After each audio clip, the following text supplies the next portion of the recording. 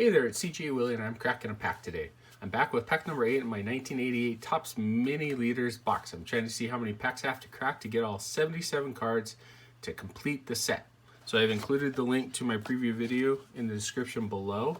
And since this pack only has 7 cards, I'm going to guess which categories a player led the league, and then I'll flip the card over to see how well I remember the 1987 MLB season or how really bad my memory was.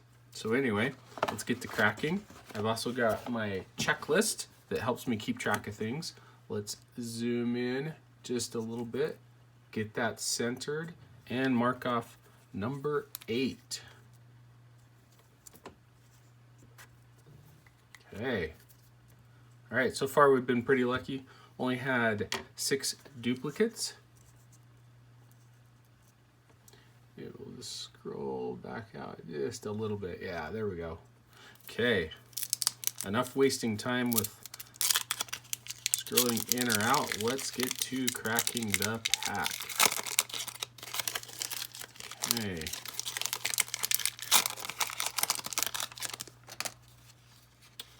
Flip this over and get our spring training baseball out of the way. Okay, Juan Samuel. Looks like we're going to have some duplicates this time around. Juan Samuel, infielder with the Phillies. If I remember correctly, Samuel had a really great year in 1987. So I'm going to say he was a league leader. Since this is a double, if my memory serves me correct, I think he was a league leader in doubles and hits. Let's take a look at the back. And he was, 4th in doubles, 5th in hits. He was 1st in triples. If I remember, I can't remember why triples wasn't listed up in the Boulder print. And then 9th in runs batted in and 10th in home runs. Okay, so Juan Samuel, we've already got him, so let's mark off to the side. Next is Andre Dawson, the Hawk. Andre Dawson, if you remember, in 1987 was begging for a major league contract. He actually wanted to play with the Cubs because he had some arthritic knees. The AstroTurf in Olympic Stadium in Montreal was really rough on him, so he wanted to play on grass. Wrigley Field was one of the few stadiums in the 80s that had grass, and so he went to spring training with a blank contract to get the Cubs to sign him. They did sign him, and he eventually signed for around $500,000 plus incentives, got him up to $850,000. So Andre Dawson, phenomenal year. He was a league leader in home runs and RBI. 1st in home runs, 1st in RBI. He went on to take the MVP award, 1st tied in game-winning RBI, 5th in hits, and then 6th in slugging percentage. Let's get Andre Dawson marked off as one of our duplicates. And then we have our checklist. Not much to say about checklists, but they're great cards to keep track of how close you are to getting to complete the set. So, okay, Mark Langston, member of the Mariners for many years until he moved on to the Expos, then the Angels, finished out his career with the Padres, and I think back with the Angels for one last season. Might be wrong on that. Langston had a great 1987 season. He led the league. He was a league leader in victories and strikeouts. So number 1 in strikeouts, and he was tied for 3rd in victories with 19. He was also 3rd in innings, 3rd in shutouts, 4th in complete games, and 9th in games started.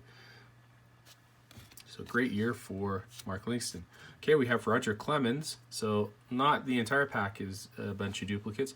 Roger Clemens had a great 1987 season. His 1986 season was really great, where he set a major league record for 20 strikeouts in an inning. 87, he was still a league leader in strikeouts and victories. So we'll take a look. He was tied with 1st in victories with 20, 2nd in strikeouts with 256, and 3rd in ERA. He was also 1st in complete games with 18 complete games. That's unheard of nowadays. 1st in shutouts with 7, and 2nd in innings with almost 300 innings. It's amazing how pitchers aren't able to go as far as they used to back in the day. But then, injuries and other things has made, major league clubs a little more skittish on pushing their pitchers. So Roger Clemens will get marked off. Sweet Lou Whitaker, who I think should be a Hall of Famer. Hopefully he'll get in pretty soon in the Veterans Committee. Whitaker wasn't really known for a ton of pop or RBI, but he was a great defensive second baseman and also had a lot of decent offensive categories. I think in '87, because the Tigers won the American League East and then played the Twins in the division or the championship series, Whitaker probably was high up there. I'm going to go with doubles, hits, on-base percentage, maybe even batting average. So I'm just kind of trying to cover the entire spectrum. I got doubles with 38. I missed out on runs, so he was tied for third in runs and tied for third with doubles. Had 14 home runs with 59 RBI, only hit 265, but was able to get quite a few doubles in Tiger Stadium. Okay, so let's get Lou Whitaker marked off. All right, Ozzie Smith, my favorite baseball player. He's the player that I PC the most or have the largest PC collection.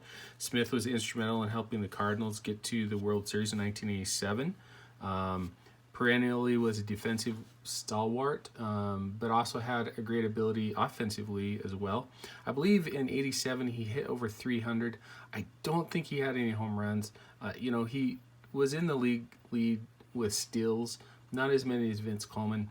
I think I'm going to go with steals and batting average for 1987. Okay, I should have probably chosen some other categories. I'll have to remember this for next time around. He was second in doubles with 40. That's pretty good. Hits, he had 182. He was sixth in walks, seventh in stolen bases with 43, eighth in batting average, and eighth in runs. So interesting, back in the day, well, until you got into the steroid era, you could have over 100 runs but not be a league leader. So anyway, great pack. Got myself an Ozzie Smith.